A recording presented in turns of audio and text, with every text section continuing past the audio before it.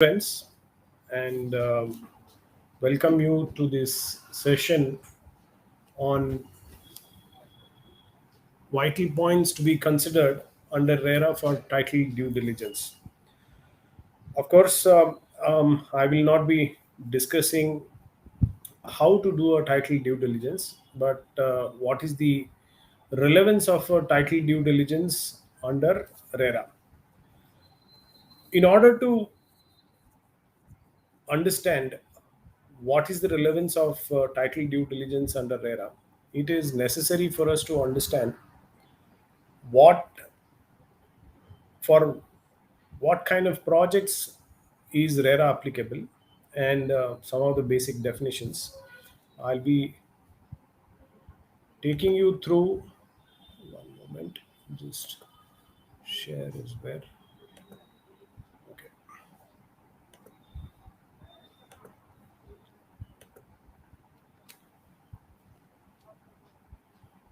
Where is the present to a meeting? Okay. How do I go full screen here?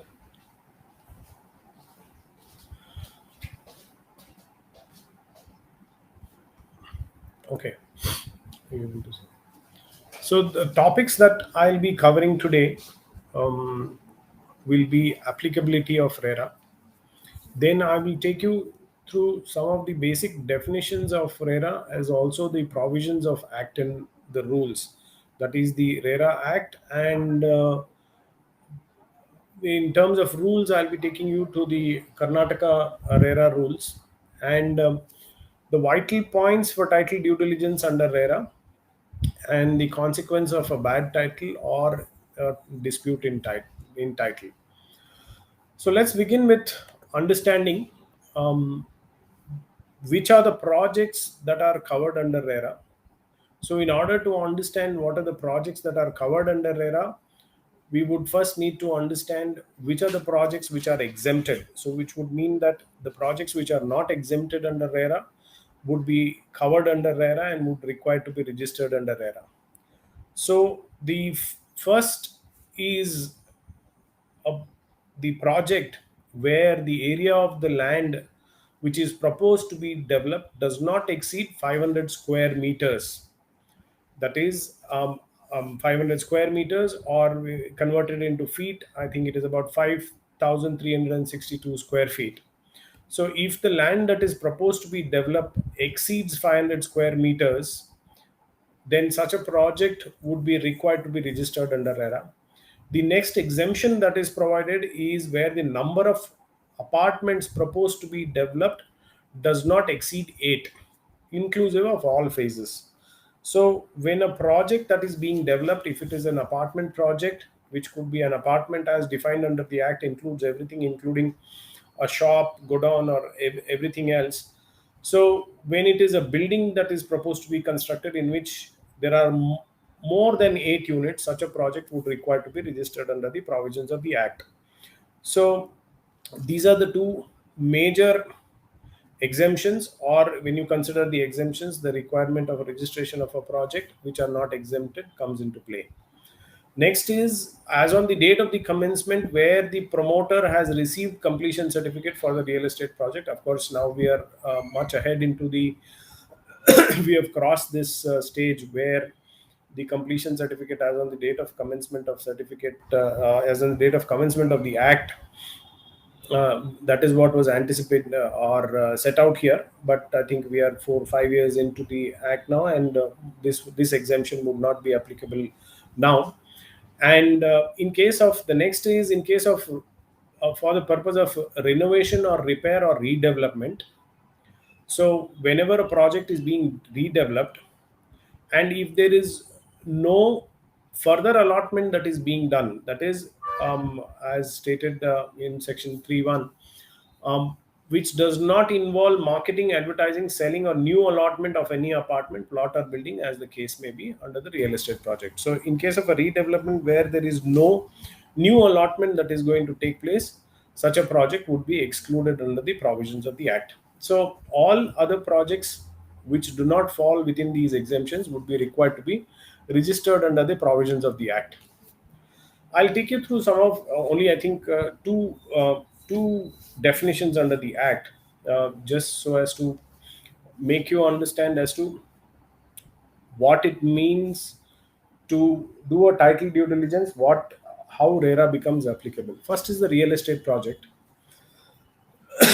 Under RERA, it means development of a building or a building consisting of apartments, or converting an existing building or part thereof into apartments, or development of land into plots or apartment, as the case may be, for the purpose of selling all or some of the said apartments or plots on a building, as the case may be. It includes the common areas, the development works, all improvements and structures. So, with this, what we understand is that when a development of a land is undertaken for the purpose of either carving out plots or construction of apartment, and for the purpose of selling all or some of them, such a project is deemed to be a real estate project. And if it does not fall within the categories of exclusions as I spoke of earlier, then such a project would be deemed as a real estate project under RERA, and would be required to be registered under the provisions of the Act. The other thing is that a real estate project is now set to include the common areas and the development works. So, when, of course, under the apartment ownership acts earlier, also the common areas were defined.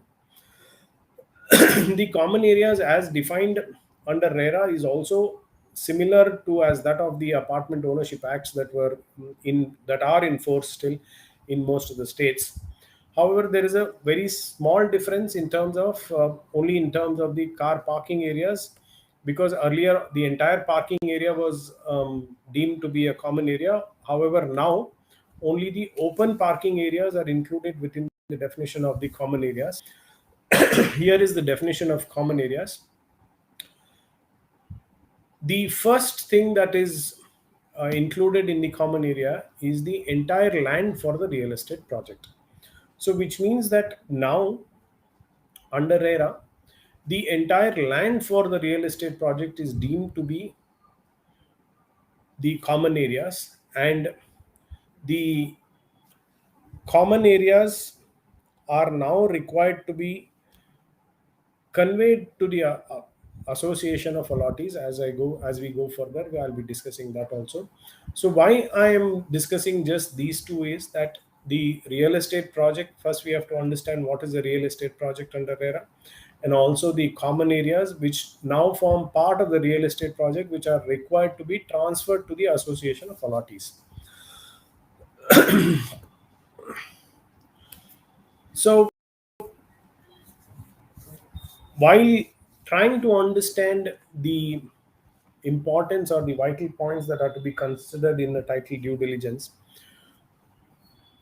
under RERA, we cannot look at it in isolation, but however we have to understand the entire gamut of the act in order to be able to, either as professionals, as lawyers who are advising the promoters, or as promoters yourselves, what has to be understood is the due diligence, legal due diligence in under RERA encompasses the whole thing, not just with the view of trying to find that whether the land has a legal title, but also with the aspect of taking into consideration the application that is required to be filed for registration of the project.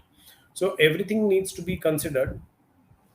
Section 4 prescribes the details, the documents, and the information that is required to be provided while making an application for grant of registration of a real estate project. Section 4.2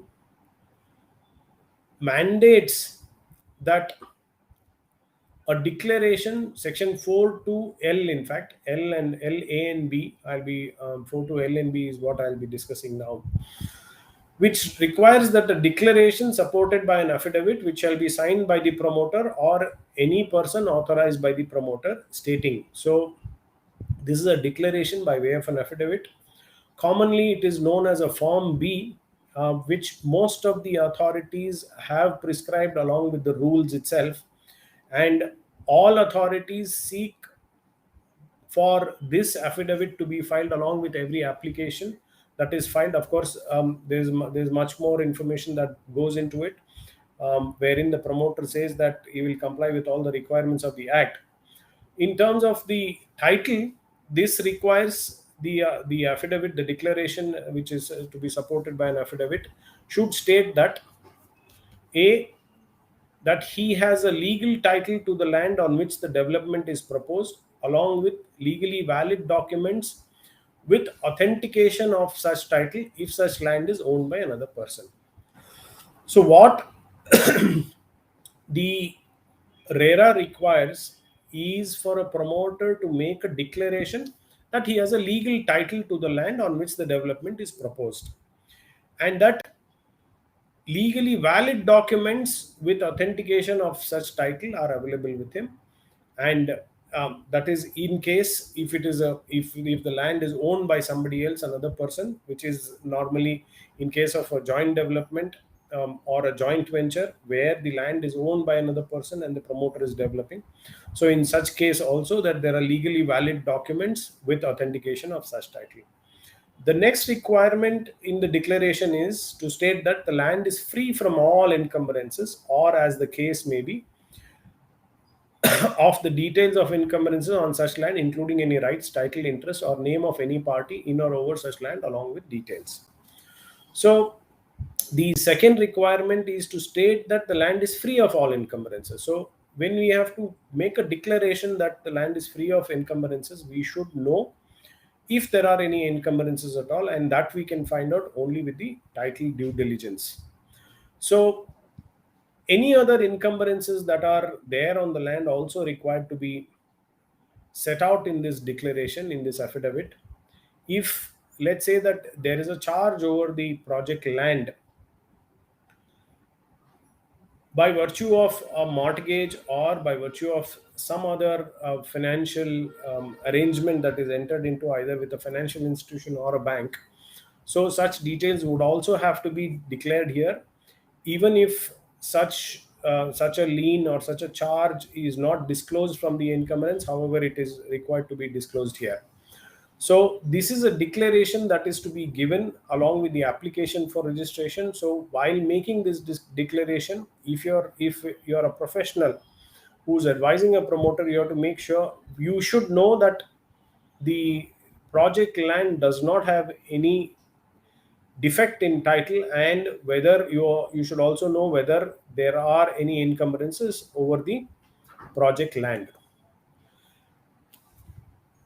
The requirement of giving more particulars is set out in all the rules of all the states. In Karnataka, this is set out in Rule 15 of Karnataka RERA Rules 2017. So, Rule 1A3 speaks about the litigations. And when it comes to litigations, what is supposed to be set out is litigations, details of past or ongoing litigations in relation to the real estate project.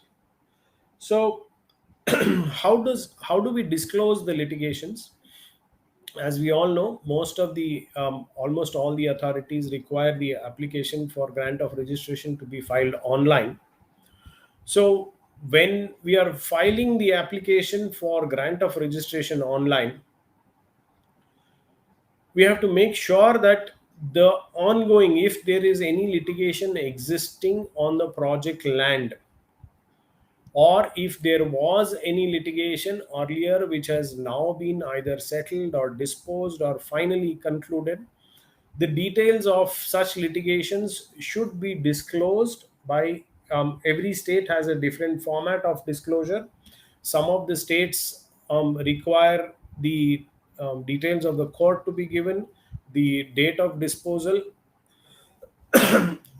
including the details of the dispute itself. Let's say that if it is an original suit, you'll have to give the number of the original suit, the court before which it is pending, or including the stage. So all these details have to be obtained, and it is mandatory to file these details Of course, there may be no consequence of if a promoter decides not to disclose this at the time of filing of the application, since it's a mandate under the act and the rules to disclose the litigations. Maybe at a later date, in the event of the and a complaint being filed, or the issue relating to non-disclosure of litigation is brought before the authority, at that point of time the authority will or may take action under section 61 and levy penalty on the promoter for giving wrong information at the time of filing an application for registration of a project. And section 61, as I recollect, stipulates a penalty of up to 5% of the cost of the estimated cost of the project, which is quite hefty.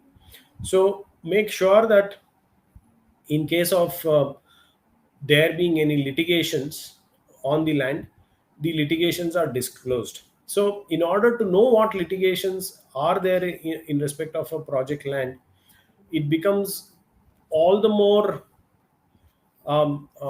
necessary for a professional who's conducting due diligence, or for a promoter who is proposing to take up a land, either purchase a land or enter into a joint development agreement with the land, with the owner of the land, to ascertain the litigations that have been concluded or that have been finally disposed, and the litigations that are ongoing in respect of the project land, which means that the title due diligence has to be that much more robust to understand, to get to know that the all the facts relating to the litigation that is in respect of the land. Next is the legal documents that are required to be filed. I'm taking you through all of this just so as to highlight the fact that what the act and the rules require, so that you understand how important title due diligence is under RERA. The rule 1FB of the Karnataka RERA rules requires that authenticated copy of the legal title deed reflecting the title of the promoter to the land on which development is proposed to be developed, along with legally valid documents with authentication of title if such land is owned by another person. If you recollect, this is a declaration that is also to be given in form B by way of a declaration cum affidavit. So this is necessary to be filed along with the application for grant of registration of a project. So this also becomes necessary because in some of the cases, I have seen that the application for grant of registration is filed, but however the promoter or the landowner is unable to make out a proper title flow for the project land. So when queries are raised asking for documents, there are missing links to the flow of title which become unexplainable, and in such an event the authority is most likely to reject the registration of a project, even though the promoter may have obtained all the sanctions and approvals in terms of the building plan sanctions or the development plans and all the other NOCs. If the proper documents to establish title over the land of the landowner, if the promoter is the landowner, the promoter's title over the land, or if it is a joint development, the title of the landowner, if you are not able to establish it with the help of the title documents, then in all likelihood the registration may be rejected. So that is why it is important that while proposing to take up a land for development, you make sure that the documents of title are available and that you will be able to establish beyond doubt the title of the promoter or the landowner over the land, so as to make sure that you get registration of the project. Next is the land title search report from an advocate having experience of at least 10 years in land related matters. Now, this is a search report which is required to be uploaded. In some of the states, this is made mandatory. In some of the states, of course, though it is mandatory, however, the authorities do not insist for filing of this. But since it forms part of most of the rules as a requirement, the as a requirement to be given at the time of, as a document to be given at the time of filing the application for registration or during the quarterly updates, it is desirable that you obtain this title search report from an advocate having experience of at least 10 years in land related matters. So this is what we are, of course, the topic is the title due diligence, and this title search report from an advocate having experience of at least 10 years being a document itself, it becomes important that you take the title due diligence is done properly, and the rules themselves prescribe that it should be obtained from an advocate having at least 10 years of experience, which goes to show that when you're doing the title due diligence, you should do it thoroughly and with the help of professionals who are experienced in this, so as to make sure that the due diligence is done properly.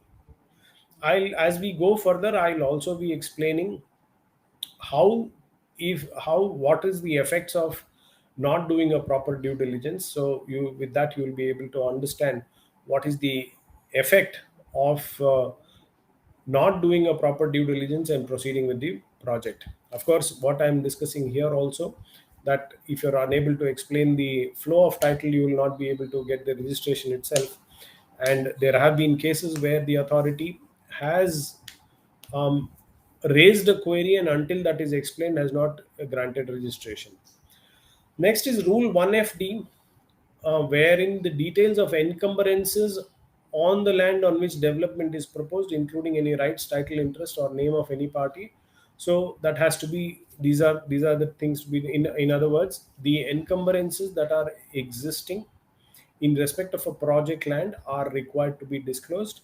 So if these are to be disclosed, first of all, we should know that these encumbrances exist. So for us to find out that the encumbrances exist, we have to do a proper title due diligence. The next requirement is where the promoter is not the owner of the land on which development is proposed. This is Rule 1FE.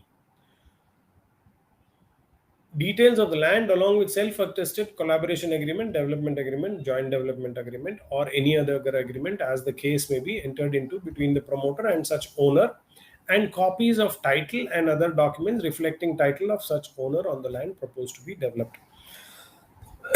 This, in addition to the declaration that you are giving under section 4 to L, this is also a requirement forms part of the requirement of the rules.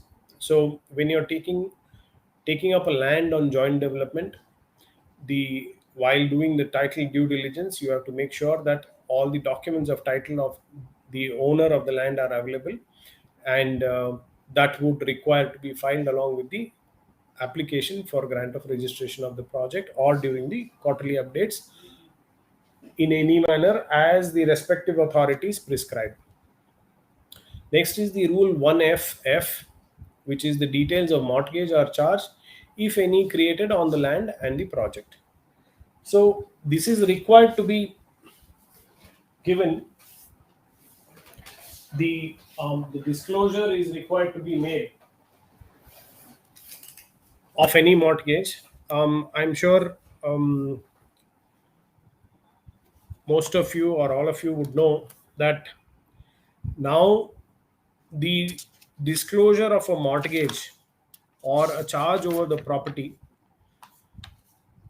has to be made either at the time of registration of the project itself, or if any subsequent mortgage or charge is to be created in respect of the project land or any portion of the project land, then essentially the consent from the allottee, if in respect of it, if it is a single unit that is going to be mortgaged, then with that particular allottee, or from all the allottees, permission would have to be taken.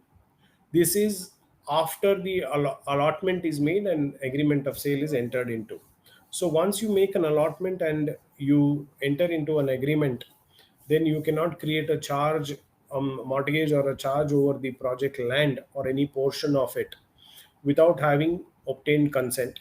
But however, you should know at the time of filing the registration itself, or at the time of proposing to take a land for development, for developing it as a real estate project. And then you should know that if there whether there are any mortgages or charges over the project land. Next is,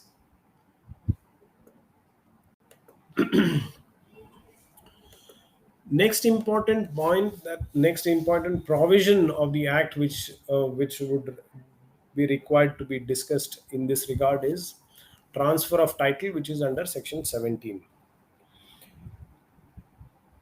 As we know, earlier, before the coming of RERA, a real estate project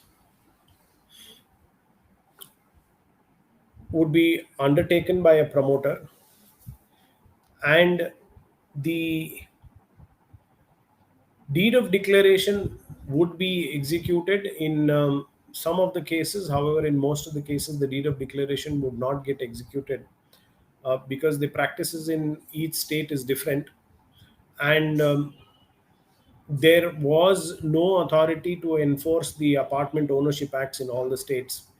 So what would happen is that the promoter would complete the project, hand it over to the allottees, who would then come together and form the association under whichever act they could.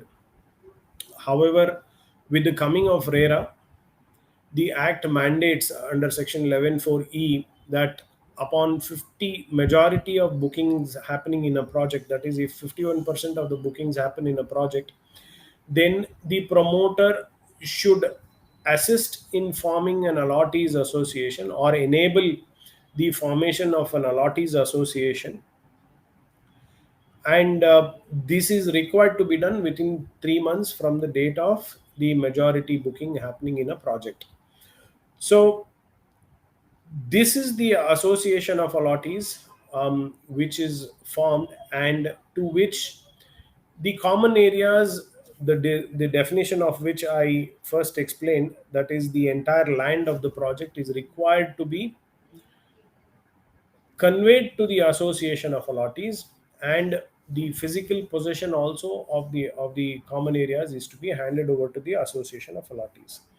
So when you're doing this, which means that there's just not, of course, the allottees already would have gone through the title. However, at this point of time, you are also required to hand over all the documents relating to the project to the association of allottees, which would include all the title deeds and everything. So only if you have collected, or if you have, at the time of taking or commencing the project, if you have properly done the title due diligence, obtained the relevant documents, will you be able to hand it over to the association of allottees. If you have not done that, then the association, at the time of transfer of title, which is required to be done under section 17, if you are unable to deliver all the title deeds, then the association of allottees, either which is enabled under section 11(4)(e) or subsequently formed by the allottees themselves, whichever be the association, would get a right to go against the promoter and demand that all the documents of title be delivered. And in that case, at that point of time, it would become relevant to establish that what documents of title that you have with you, that a promoter has with it, are the documents that were available right at the time of filing the application itself or taking up the project for development, and which are now being delivered to the association of allottees. So how this would happen is by obtaining a proper title due diligence report or legal search report, under which the documents would be properly narrated, described, and set out, which will establish the fact that the documents that were earlier obtained are now being delivered to the association of allottees. So the transfer of title, now the transfer of title, it's not just is not just the carpet area. However, the common areas are also be required to be conveyed to the association of allottees, and the documents of title, all the documents of title along with sanctions, nocs, everything are required to be handed over to the association of allottees. Let me just add that the transfer of the common areas presently is a challenge in most of the states because of the local state laws. However, this is a mandate under the act, and this is required to be complied with. We'll have to see in each state how that can be made possible and done. Um, However, this is very much possible in Maharashtra, which follows the cooperative system, and this was earlier also being done in Maharashtra and now continues to be done in Maharashtra. Next is how, if you if an allottee at a later point of time discovers that the title to the project land is affected in any manner, what is the result of it, which is covered under the section 18 of the Real Estate Regulation and Development Act. Section 18.2, let me read this for you because this is quite important in understanding how a lack of title due diligence would affect a promoter and till when it can affect a promoter. So, Section 18.2 reads this way: the promoter shall compensate the allottees in case of any loss caused to him due to defective title of land on which the project is being developed or has been developed in the manner as provided under the Act, and the claim for compensation under this subsection shall not be barred by limitation provided under any law for the time being in force. So, what we understand from this is that a promoter would be required to compensate the allottees in case of any loss which is caused to him due to defective title of land. So, what is a defective title of land? That is, a project is conceived, developed, completed, handed over to the allottees, and the promoter exits the project. At a later point of time, let's say that it is discovered that there is a valley that is going through the project, because of which certain portions of the project are threatened to be demolished or actually demolished, because in case of water bodies, the authorities are also quite stringent. Or let's say that there is a claim by another person over the land, or the project is constructed over a portion of land which has been encroached. So, because of which any portion of the project is affected, and subsequently, as a cause of that, an allottee suffers loss, not just a single allottee, but however, all the allottees, if they suffer a loss, then such an allottee or allottees can file a complaint under section 31 and make a claim for compensation before the adjudicating officer. And mind you, such a complaint can be filed at any point of time, which means that even if a promoter has delivered the project, handed it over to the association, handed over the common areas to the association, and exited the project, and let's say that the defect is found out even after 10 years from the date of handover, the allottees have a right to go against the promoter. So, in effect, the assurance of title that we have to give to allottees in a project under RERA is in perpetuity. Of course, in perpetuity, when we say in perpetuity, the it also depends on who's the promoter. If it is an individual, it can only go to his lifetime, and thereafter the legal heirs would step in. So perhaps that would be a challenge to go back and do it. But however, the protection is given to the allottees to go against the promoter in case it is found that the project land, or the land on which the project has been developed, is the title is found to be defective at a later point of time. So these are the provisions that relate to the project, the title of the project, and what is required of a promoter to do for filing an application for grant of registration, and also what is required to be done in terms of the entire land, how it is to be transferred, and what are the things that need to be delivered to the association of allottees, including all the title deeds. And finally, what is the consequence of a defect in title?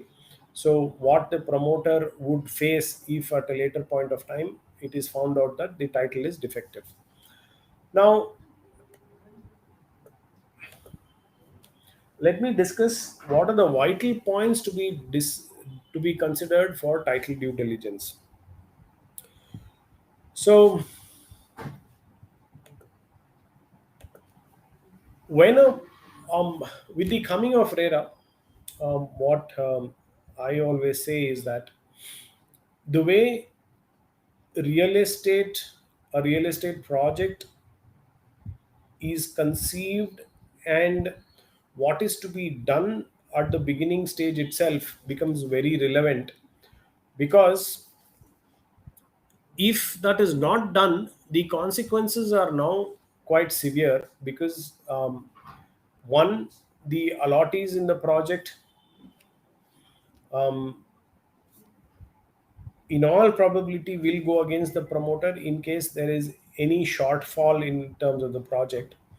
However, in addition to that, for a promoter to take up the project, the level of care or the due diligence that is to be done in respect of a project land has to be that much more robust, because any small disturbance, either by way of some rival claim being made, or some claim in respect from a statutory authority, be it in terms of a valley or a water body, or any acquisition, or any other claim being made, if a project gets stalled, because now when you register a project, you give a start date and an end date, and once the registration is granted, the clock doesn't stop ticking. That is, from the start date to the end date, let's say even if you have given the maximum time of 5 years or even more in case of larger projects,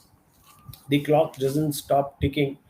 And we know how long some of the litigations take to be adjudicated by the courts, and also in case of settlements this becomes an expensive affair, and which you would not have factored into the cost of the project while arriving at the sale price or the percentage of joint development sharing.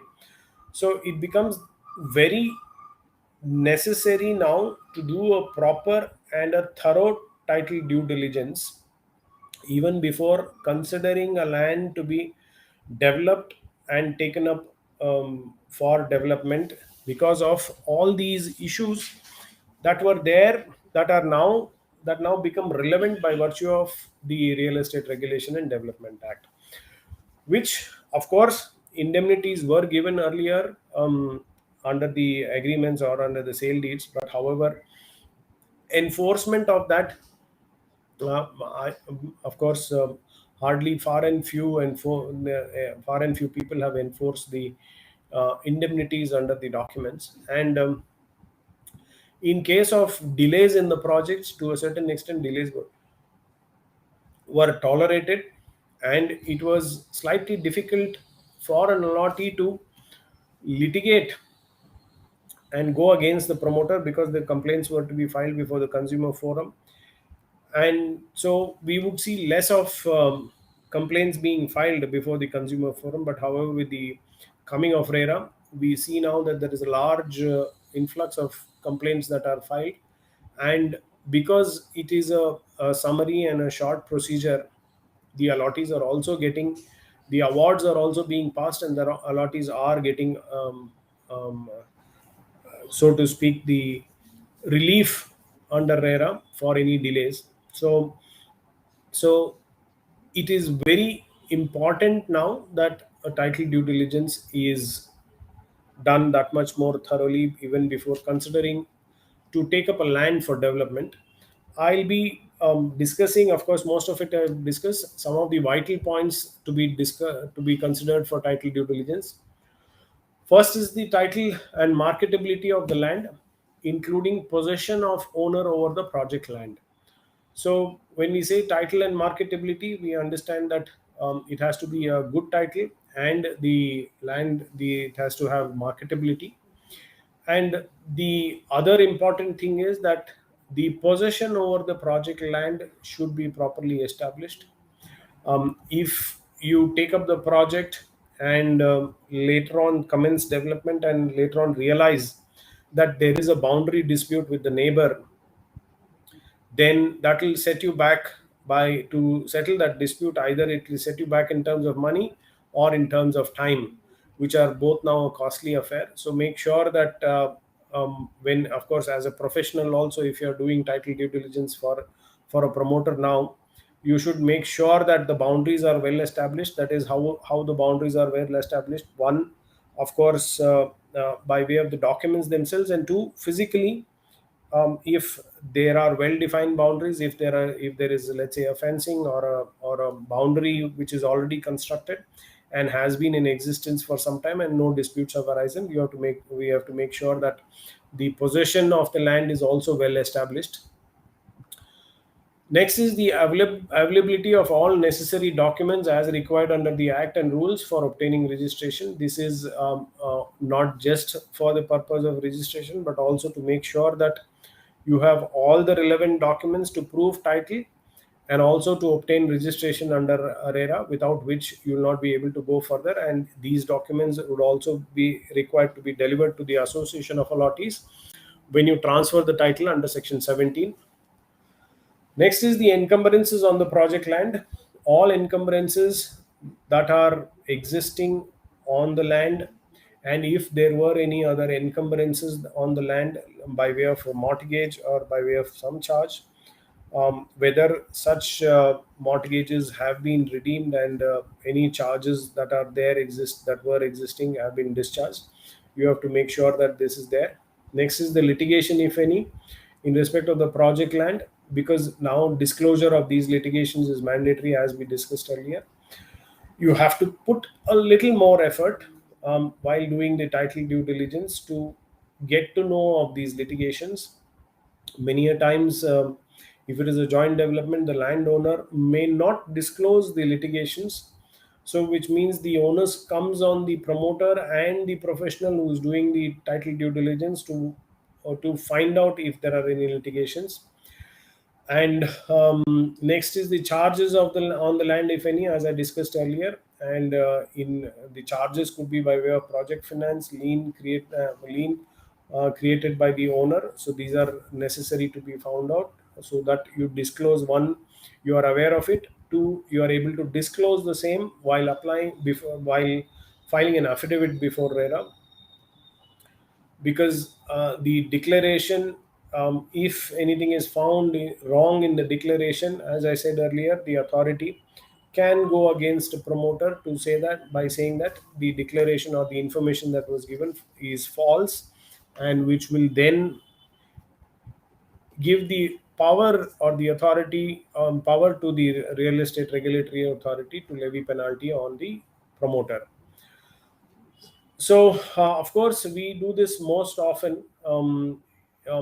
Now it becomes all the more relevant that a promoter should consider issuing a public notice, or a professional also who is doing the title due diligence should consider issuing public notice calling for objections from the general public. This should become a norm so that any undisclosed encumbrances over the project or any other transactions which are not forthcoming from the documents that are available for scrutiny, such of those, there is a good chance that would come forth when you issue a public notice and call for objections from the general public. So you should consider, and I would rather say this should become a mandate for doing any legal due diligence now under RERA, while before taking up a project for development under RERA. Next is the zoning of the land as per master plan of the planning authority.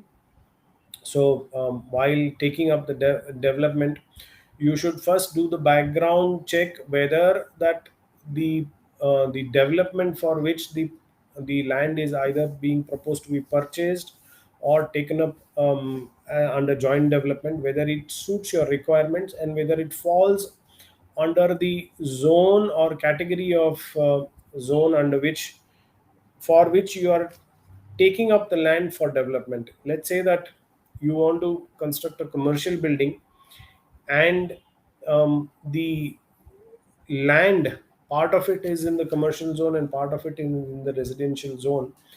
Then you will have to without knowing that, if you go forward and execute the documents or make some advances to the landowners without knowing this, then you cannot sometimes you cannot retract back, and then you may end up having to change or modify your plan itself in terms of execution of the project and taking the sanctions itself. So you should do this check even before you start negotiating to either purchase or enter into a joint development. You should understand the zone, and of course next is the permissible FAR or FSI that can be achieved, which means that you will have to understand, one, the zone, the width of the road, and whatever is the requirement from the concerned local town planning authorities to give you the to sanction the plan. So if you have, this also affects the negotiation that you have in terms of the purchase price or the percentage of sharing, either revenue sharing or area sharing in a joint development. So this should form part of the title due diligence itself, because what you're if as a professional you are not now just not giving the opinion about the title, but also the viability of the land for the purpose of for the project for which the promoter is proposing to take up this land, either purchase this land or enter into a joint development. So this should form part of the search, and also this should form part of the opinion itself, so that the promoter is able to take a decision to either to go forward or to drop the land or to give up the land. Because if it is not feasible to take up the development, then in the promoter rather give it up at this stage itself, than finding out at a later stage that it is not a viable project. Next is restrictions, if any, on development of the land. So, in case of, let's say that the land abuts a lake or a valley, or let's say it falls, it's either close to an airport or some restricted area. While doing the title due diligence itself, we should try to find out if there are any restrictions.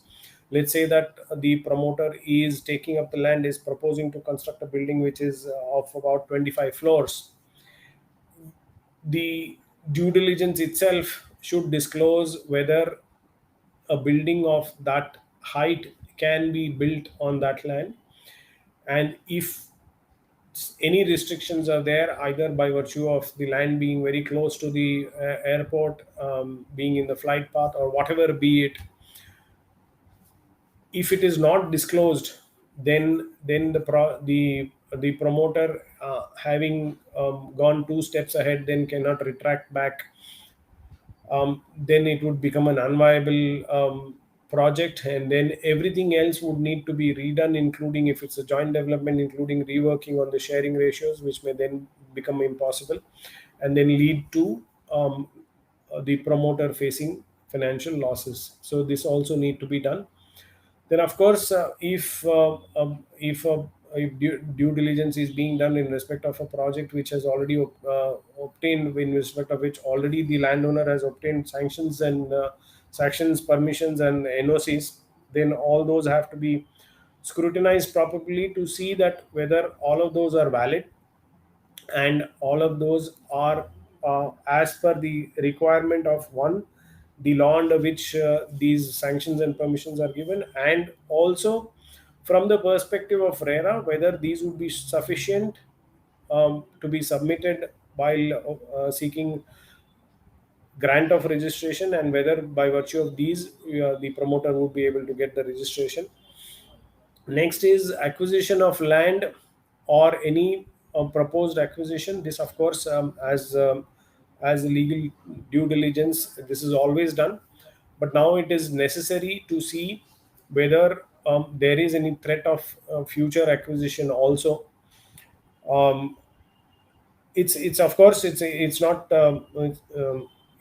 easier, or I would say that it is easier said than done, that any future acquisition. But however, um, if proper due diligence is done and a proper i- if the search is done in a manner so as to find out or eliminate the threat of any future acquisitions because of which a project could be affected, that should be done.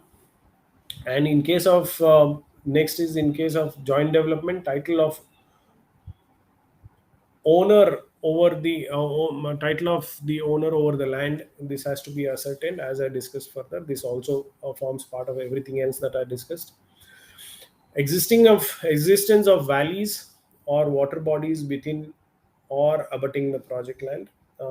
This is something I I keep repeating, because we have seen the effect of the order passed by the National Green Tribunal, um, which kind of stalled the projects in Bangalore for almost 2 to 3 years because of the increase of the buffer zone by the NGT by virtue of an order. So, of course, nobody could have foreseen this, but now that we know that it is a sensitive issue to deal with a water body, um, that much more care has to be taken to make sure that if there is any sort of threat from from the land being very close to a water body, or if we are unable to establish from historical village maps or anything else what is the edge of or the boundary of the lake, because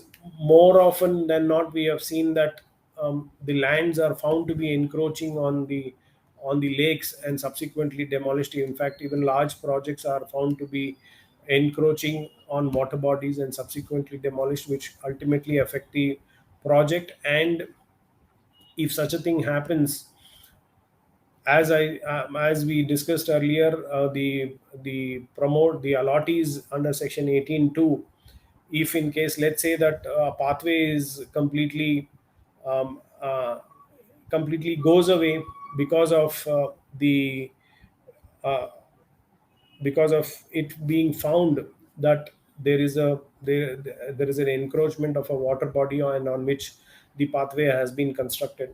Such an eventuality, the the value of the apartments in the project may go down, and then it which will give the right to an allottee to go against a promoter. So this also needs to be kept in mind and made sure that everything related to this is also captured in the title due diligence.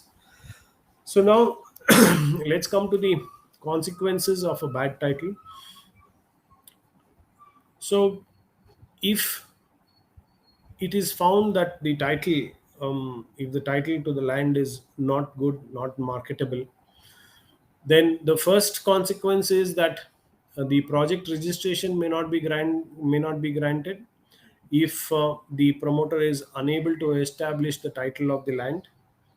So if satisfactory explanation, let's say that sometime in the title flow there are certain documents which are executed which are, let's say, unregistered or which are not in accordance with law, in spite of which the promoter has gone ahead and conceived the project and gone ahead obtained all the sanctions. But of course, not all the authorities, but most of the authorities are now insisting on proper documents to establish the title. So if such a document is found to be invalid, or which cannot explain the title flow, then the project registration would not be granted. So at the first step itself will fail. If you cannot obtain the project registration, then obviously you cannot market the project and sell the project. And then of course, until you are able to establish the title properly with the help of all the valid documents, then you will not be able to either go back to the authority also by filing a fresh application. So if there is a bad title, with the bad title come litigation.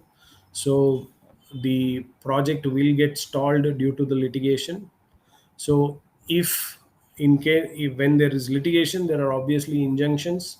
So injunction orders may come to be passed, which will further delay the development work in the project. So with these two, with the litigation, and if there are any injunctions or stay orders that are passed by courts restraining the promoter from carrying out the development, then obviously the project is likely to be delayed. So when there is a delay, the promoter will become liable to pay penalty to the allottees in the project, under section 18, section 18(1), which deals with the penalty or the relief that the allottees are entitled to in case of delay in the project. And except for the provision of the litigation or court orders being made as a force majeure event in Telangana by virtue of its rules, no other states have given any leeway in terms of saying that because of the litigation we could not develop the land.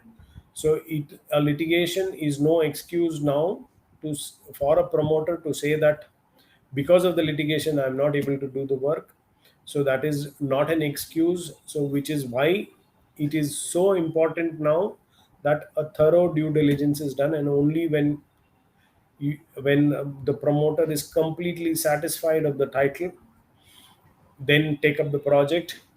If a thorough due diligence is not done, and if there are any issues relating to the project land, then the promoter might as well not carry forward with the development of the project, because the consequences of litigation cropping up at a later date and then the delays will certainly lead to huge losses, which now under RERA only get multiplied. So it is that's important to do a proper due diligence.